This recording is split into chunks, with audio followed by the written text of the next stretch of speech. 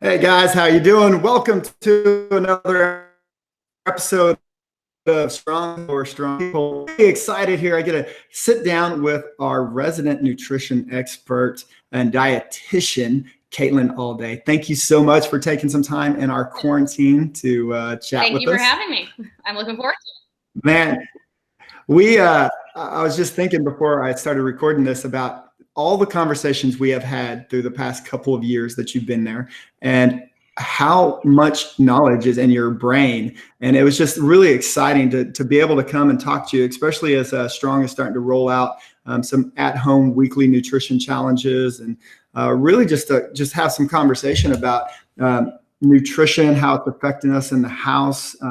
But before we get down that rabbit hole, let's talk a little bit about you. So you're a registered dietitian, correct? Yes, I am. Yep. And where'd you go to school, and what have you been doing? I know you started CrossFit, what is like 2015? Oh no. So I started CrossFit in my apartment like almost over 10 years ago-ish. Yeah. I started proper in a box about 5 years ago. Yeah. But yeah, at home, that's kind of talking about before. It's like, this is me going back to my roots, doing CrossFit in like at home, and like a couple of dumbbells and a kettlebell. So, but yeah, so I've loved CrossFit for a long, long time. I've loved that, especially as a nutrition nerd, that the foundation of the pyramid is nutrition. Like that makes me so happy. So, but that's a whole nother thing, getting into my CrossFit roots, but my nutrition roots. So I kind of got to nutrition in a bit of a meandering way. I have a master's in classical studies. So I used to do archaeology in Rome, and I've worked in Ukraine and Portugal and Lisbon. And when I was studying those things, I mean, it was a fantastic excuse to get to travel. Wow. So, and I got my undergraduate degree at a small school here in Texas, down at Southwestern in Georgetown. And then I got my master's in classical studies at Columbia in New York. And when I was studying classics, I was actually studying basically behavioral eating patterns in antiquity, because I was looking specifically at ceramics, and those are the remains of what people were eating and how they were eating. So it's really cool. You can actually see Christianity as it spread across the Roman Empire change the way people ate. So they go from these small bowls to large communal platters, because communal eating became a big part of the culture. So it's really cool that you can see that in the physical remains. So very interested in that. And then while I was doing my studies there, that's kind of when I got introduced to CrossFit and kind of got introduced to evolutionary nutrition. And, paleo was the buzzword at the time. There've been some kind of shifts away from that lately. Got a little bit too much put on it. And then classics kind of hit a wall for me, where it was a choice of I was going to have to move to Europe, which I know would not have been necessarily, awful, but I chose to couple myself to someone who is a MD, PhD, and we've put a lot of time and energy into his training, and moving to Europe would have completely tanked all of that work, and we would have had to start over. So as a unit, it made most sense to stay stateside. And one day I kind of turned to him and said, what do you think about nutrition? He said, thank goodness you figured it out. Like, yes, go do this. And I was still in New York, and I happened to apply to NYU, which is one of the best generally programs in the nation for nutrition. Absolutely. And, so I did my dietetics education at NYU. And then when we came back down to Texas, I did my last class through UT Southwestern on statistics. And then I did my internship between Austin and Waco and, just basically Central Texas, kind of back and forth. So, but I've been doing nutrition coaching for a lot longer than I was a dietitian, just through other means. But yeah, so that's the short of it, really. I could, but that's the shortest. No, that's awesome, man. And then just that depth of knowledge, and as well as like I think just putting back into like the history of why you're talking about it, and like I think history of nutrition is important because. And we'll talk briefly about it, not so much in this episode, but there are a lot of buzzwords. There's a lot of stuff out there. And like, Strong talks about it as the noise out in the marketplace. And it ties to what resonated with me that you just said was I was coaching nutrition before I became a dietitian. And I think that that's important to know because even as I share this, this little screen up here for you, and you talked about that and I'm hoping the viewers can see this, but like Yeah. nutrition's at the base, but like nutrition doesn't have to be that complex. Now, No. there are times that we need our dietitians and nutritionists because there are some important theories and understandings of the body and how it processes, and that's where you guys come in to where it's, you know, educating coaches. But like the coolest thing, even as you guys and we are locked up in our house and we're just talking to one of our members, is that this is the one thing that we can really control, like what we're putting in our mouth, right? Absolutely. Yeah. And, you know, and you're right. It's an interesting thing because nutritionist is not technically a defined term. Like anybody can call themselves a nutritionist, which, you know, can make it a little bit, you know, the wild west, right? Like you can go in and someone can be like, I'm a personal trainer. And you're like, cool. Do you have credentials? And you're like, I don't know, maybe. And you could really hurt somebody. And I think it really is though. Cause yeah, truthfully though, you don't need a whole degree, but you do need to have an understanding. I think in a lot of ways it's how people work, and you need to be able to, because it's so much of it's about habit building. Like nothing we're probably going to talk about is going to be life shattering for anybody. It's all going to be stuff they've probably heard before. It's just, can we approach it? Sorry if you're hearing my husband's trying to keep the little one entertained. Oh, that's okay. Hey, that's what family's about, right? Strong family. Yeah. So, you know, it's about trying to figure out approaches to keep people on track. And it's about, for me, what it really is about is it's one of the things that I rely on with my training and my background, and why I really think that I have a different approach, because I have a background in archaeology, anthropology, history, all these other things, is, you know, we need to find a way to connect to it so that it makes sense and that we can then buy in. And if you have a great nutrition coach who can do those things for you, fantastic. Yeah.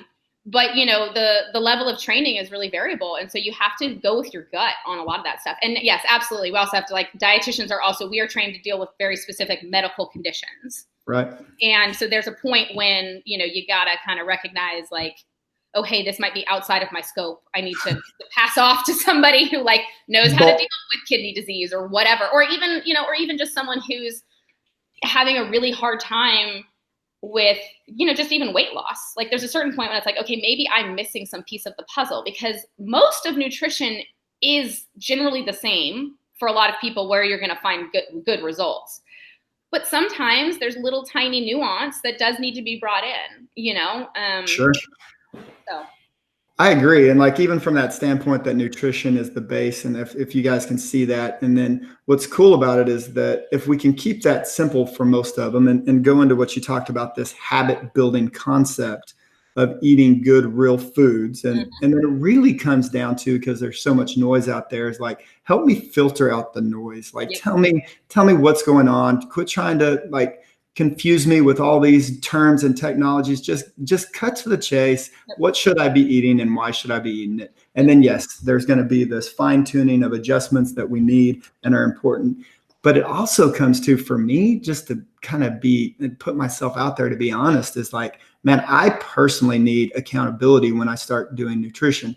I'm really good from eating good, whole, real foods. But it's when I get into this, like, my old habits of what I enjoy doing, like the kind of snacks that I might eat, or like my comfort foods that I go to. And it really just comes to this, man, like, hey, Ash, like, you know, she's holding me accountable, or like we create these groups. And this is what I hope to do for our members through creating these weekly challenges that we're going to go through. Absolutely. I mean, and we all have those things, right? Like I've been eating in, you know, this way or a similar way for over a decade. So part of what that's done for me, like, again, going to CrossFit, right? Like CrossFit has that whole, like, the continuum, you know, fitness, wellness, fitness continuum. Exactly. And so I kind of feel like I've put 10 years in, so I've pushed myself into the fitness side of nutrition. And so when I go through moments where I backslide, I'm backsliding into wellness. Yeah. And so I can withstand, you know, a couple of weeks or even a month, or sometimes even 2, depending on what's going on, of maybe not being like 100% on top of it. but I always have to come back to my normal, because then I'm going to go from fitness to sickness. And, and then I'm not where I need to be. And it's also kind of like fitness in the sense that I feel like the more you practice it, the easier it is to get back. There's like that muscle memory in your body. You kind of know the things you need to do, because, I certainly, part of where I started on all this was when I moved to New York, I started gaining weight, and I'm not a large person. And I remember buying clothes that I was like, oh my God, it's not, if other people looked at me from the outside, they'd be like, okay, be quiet. Like, what are you talking about? But for me, like, I'm 5'2" on a good day. I wear a size 5 shoe. Like, I didn't break 100. Yeah, it's still teeny tiny. I didn't break 100 pounds until I hit college. So, creeping up slowly over time, I realized, okay, something has to change. And it was because I was in Manhattan and I had access to this great food all the time. And it wasn't and I didn't have a kitchen, really. I mean, they call it a kitchen, I would argue. A closet. Yeah, basically. And I came from a family of cooks, and from my mom, who would always grow her own vegetables, and we always bought a cow share. And my mom does holistic land management, so I was always eating really high quality. I come from the land of Whole Foods. Like, this is I'm being born and raised in Austin, so it was a radical shift for me. And I started having to realize, what can I do? And then it was going back to my roots in a lot of ways, of just eating some vegetables and some meat, and not having everything be a recipe. Think about what you're just saying too. And I think this should be what I hear from this, and what I see over the last 12 years of doing this too, is that, like, this doesn't happen overnight. Like, bad nutrition doesn't happen like, hey, this weekend I'm going to throw myself off. And like, I actually want to do a whiteboard session on the sickness, wellness, fitness continuum, but that's another story, because it's a good point. But the point of this too is that, like, and good nutrition is not going to just happen overnight. Like, this is going to be the idea of these forming habits over and over again. Like, we're going to go back to where you were before you went to New York, into your kitchen. And so there's a video here, or there's a picture showing up on your screen. And that's where CrossFit Strong started, in the garage. And we just had a really cool opportunity to sit down with Greg Glassman. He's the founder, CEO of CrossFit. This was last night. And one of the comments that one of us said on there was, we're literally going back to where CrossFit started. Like, this is where it is. We're all working out of our house. And so I thought it was a great time too to start this concept of, hey, let's build up these good habits. We'll start with a challenge. We just posted that challenge that me and you talked about before this podcast. And the idea is to start simply. The challenge is, we're going to ask people, it's only a week-long challenge, very simple. We're going to add one heaping handful of vegetables in every meal. We posted in there, like, yes, generally most people are eating 3 meals a day, but if you're one of those that might just eat 2, then we ask you just to get an extra serving of vegetables in there. And the buy-in, right? The buy-in is going to be what's called motivational consequences on a daily basis, as opposed to a weekly basis. And I think that's epic, because, like, I am nervous. Last night I ate and I was like, man, I don't have any vegetables on my plate. Like, hey, I see you back there. Hi. I was like, dude, this is harder than we think. But what happens is we're building some really good habits. Yeah. And because I know you can geek out on me on this, and I need you to keep this like 10,000 foot level, right? What's the big deal with the vegetables? Like, why is that so important? So, big high level thought. It's one, you can eat a lot of them without really getting a whole lot of energy density, which people would call calories, right? Like, so you can, like, you could just, imagine how much spinach you would have to eat to get, like, 1,000 calories. Like, you would turn green before you would hit that. Exactly. They're also very satiating because you can eat a lot of them, right? And so you actually get 2 kind of types of satiety from vegetables. You get what's called the stretch reflex. I'm going to try and keep this, but what that means is your stomach kind of stretches out a little bit, so you get that fullness feeling. Yep. And then you also have fiber in there, which provides some fullness and slows down the food, so you stay full. You feel full for a little bit longer. So that's part of that. But then you also get micronutrients in those vegetables, there we go, which is really, really important. And so, and because of the micronutrients and all of those other things, it's very hard to overdo it on vegetables. Again, like, I would like someone to show me if they've ever really, truly been able to, like, overdo it on a vegetable. Now I've heard of people overdoing it on like carrots and actually physically turning slightly orange, which is funny. So you can with some of them in some ways, but it's really, really hard. Like I just try and tell people, like, imagine you have a plate of broccoli in front of you. You're going to tap out at a certain point. Whereas if you have a plate of like pasta, you're probably going to be able to go a lot longer eating that. And you're going to get a lot of caloric density and very little nutritional density. So that's why we love those vegetables so much, is because of that. And there's such a wide variety of options out there. Like we get stuck in, like I buy these 3 vegetables when I go to the store, but like if you stop and look around the produce aisle or produce section, there's a lot more there than you think. And there's a lot of different nutrients and different things, right? So like mushrooms are going to provide something different than bell peppers, than lettuce, and then spinach. And so you can get a lot of different variety with the vegetables and still keep it fresh, and you're getting a lot of nutritional variety. So that's really cool. Yeah. And it's just like, and then it goes back to like, think about all the history and the archaeology, what you studied, I guess, like what were they eating too, right? Yeah. And I don't want to get too tied down into types of diets and paleo or anything like that, keeping it big picture here. Yeah. But yeah, so it is important to get these vegetables in there. And variety is key with a lot of that too. Like I know people kind of get stuck in on certain things, but like try when you go in, like buy your normal stuff and then try and buy one thing that you've never tried before and play around with it. Like, and I posted this is one of our infographics that Strong created. We'll start posting this stuff out. And so also for the concept here too, is that we plan to roll out these nutritional education pieces throughout the next 3-4 months for everybody to start learning, because, we're talking about vegetables and then people will start talking about like, hey, what about potatoes and sweet potatoes and starches? And those are important conversations. And we're going to hold that for our next podcast. Yeah. But it goes back to why I love CrossFit too. One is I think that they absolutely revolutionized the fitness and nutrition industry because they were simple and they were effective. Mm-hmm. And when it comes to if you talked about personal training coaches and that don't have any degrees, and you talked about nutrition coaches too, but like what it ultimately comes down to, obviously safe, but like, do you get your clients results? Yeah. Are they making change?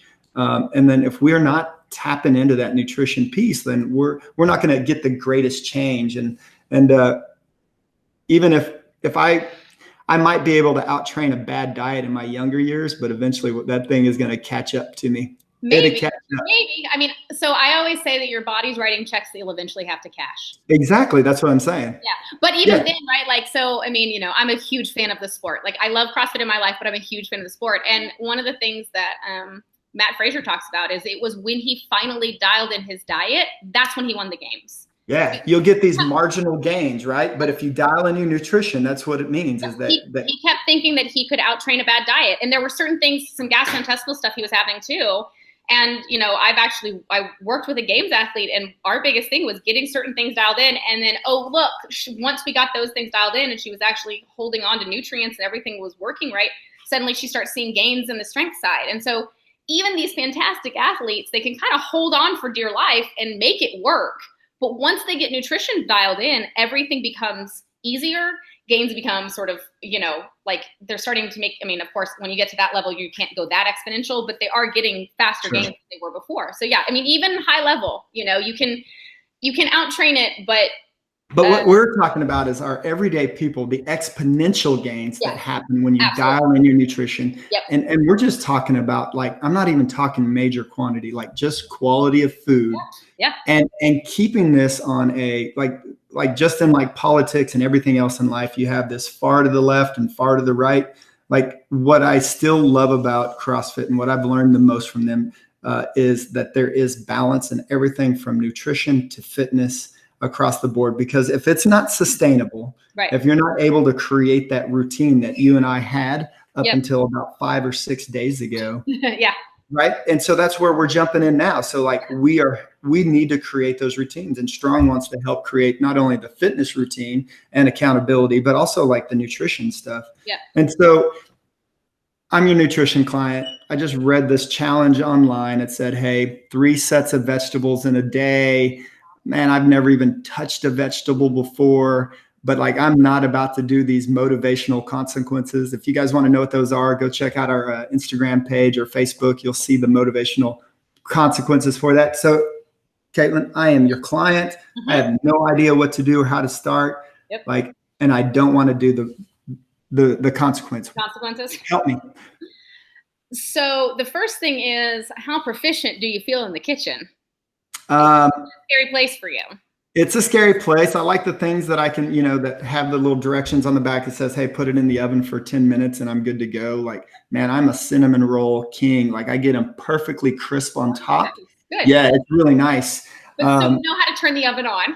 I can turn the oven on. Okay, and you can follow instructions. I can follow instructions. So if you show me what to do, I can do that. So my go-to for pretty much all vegetables to start with is roasting, because they taste good. It's super easy to do. And you can roast almost any vegetable. So 425, you cut your vegetables up, or you can even buy them pre-chopped, right? Like I do that sometimes when it's like half the stuff I'll buy and I'll chop it up myself. Other stuff I'll buy pre-chopped because it's easy. Like grocery store, you can get broccoli already cut up. Great. Yeah. Use it.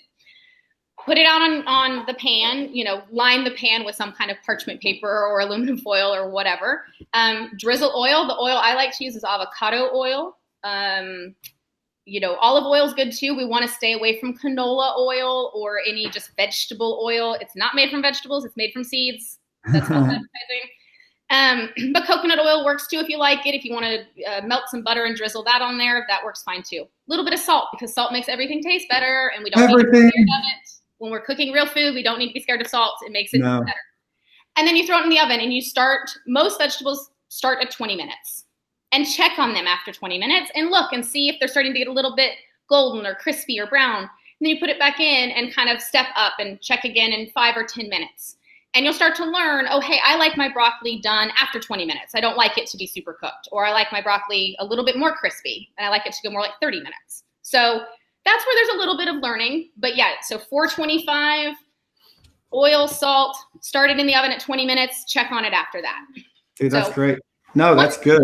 We can get into little tricks like trying to make sure the vegetables are kind of more uniform size so they cook a little bit more uniformly, but that's kind of next level. It's not as important as just getting it on there, putting it in the oven. And I promise I have converted more people than I can count over to things like broccoli, because we're all used to eating broccoli that was steamed, right? Because God forbid you put any kind of fat on it in the 90s. Yeah, exactly. So you had your steamed broccoli that tasted like nothing.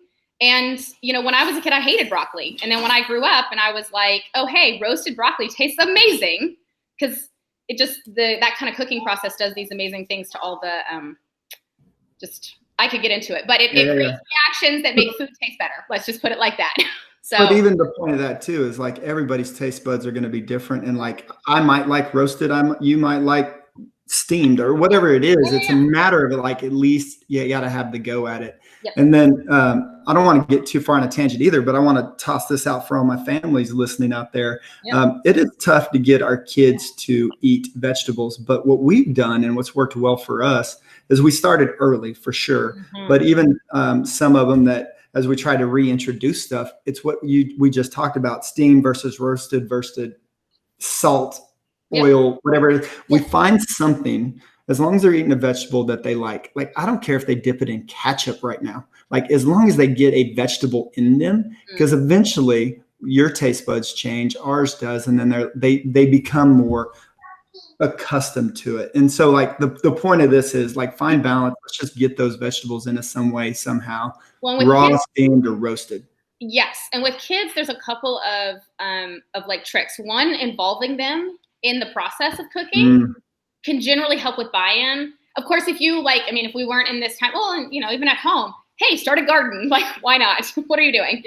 Getting kids involved from that part of the process too. But yeah, just getting them involved in the kitchen, letting them, sort the broccoli into different sizes, or if they're older, letting them start practicing some knife skills or put the salt on, whatever it is, involving them in the process. It gives them some buy-in, because then you can say, oh, don't you want to eat this lovely thing that you helped make? Yeah. And then on top of it, and this is, because I work with parents on kiddos, we have to start getting real honest with ourselves, because very frequently when our kids aren't eating something, it's because we're not modeling it for them. If you sit there and say, ew, broccoli's gross, and you don't put a heaping spoonful on your own plate and eat it with gusto, they're going to say, like, why am I going to do that? Yeah. You know?